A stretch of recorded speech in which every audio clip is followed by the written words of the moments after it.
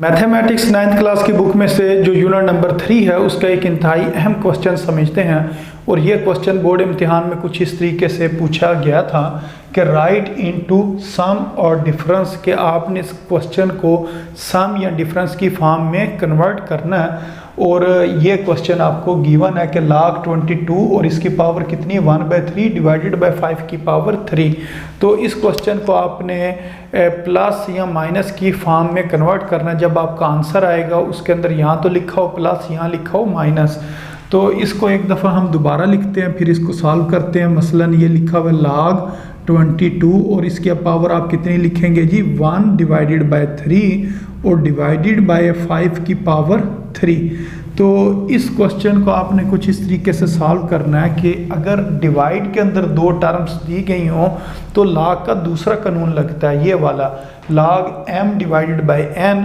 ये अब m और n डिवाइड हो रहे हैं, तो इसको अगर हम कन्वर्ट करना चाहें सिंगल log से दो log के अंदर, तो फिर यूँ लिखेंगे log ऊपर जो रकम लिखी हुई है यानी कि m, फिर लिखेंगे माइनस, फिर log के साथ आपने लिखना है n, यानी कि जो नीचे डिवाइडेड बाय के नीचे जो रकम लिखी गई हो उसको लिखते हैं। तो इसके ऊपर हमने अब ये वाला जो log का दूसरा कानून है इसको अप्लाई करना, तो ये आ जाएगा log और ये डिवाइड की जगह क्या आ जाएगा माइनस, और फिर क्या लिखेंगे log लिखेंगे। अब पहले log के बाद ये डिवाइडेड बाय के ऊपर जो लिखा होता है उसको लिखना होता है, यानी कि 22 की पावर 1/3 जो लिखा हुआ है इसको लिख लेंगे, और फिर माइनस log और ये जो 5 की पावर 3 है इसको इस जगह पर लिख लेंगे। अब ये क्योंकि कोई नंबर है और उसकी पावर है, जिस तरह 22 एक नंबर और उसकी पावर 1/3 है, तो पावर रूल इसके ऊपर आप लगा दें। जो log का जो तीसरा कानून है उसके अंदर ये होता है कि अगर पावर के अंदर कोई चीज़ लिखी गई हो तो उसको हम log के शुरू में लिखते हैं।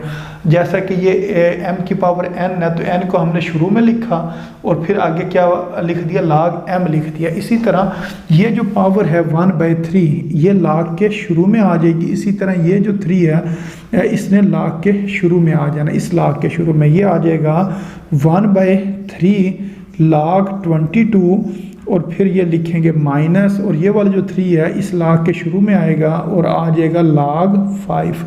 तो इस तरीके से आपने इसको कन्वर्ट करना है। अब अगर इसको आप देखें, ये जो आंसर हमारे पास आया इसके दरमियान में क्या लिखा हुआ है माइनस।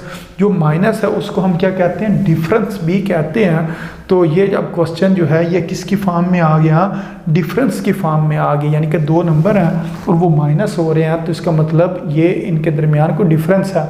तो यही उन्होंने कहा था कि राइट इनटू, कि आपने इसको राइट करना है सम और डिफरेंस के प्लस या माइनस के अंदर। तो ये अब हमने इसको जो तब्दील है वो कर दिया डिफरेंस के अंदर।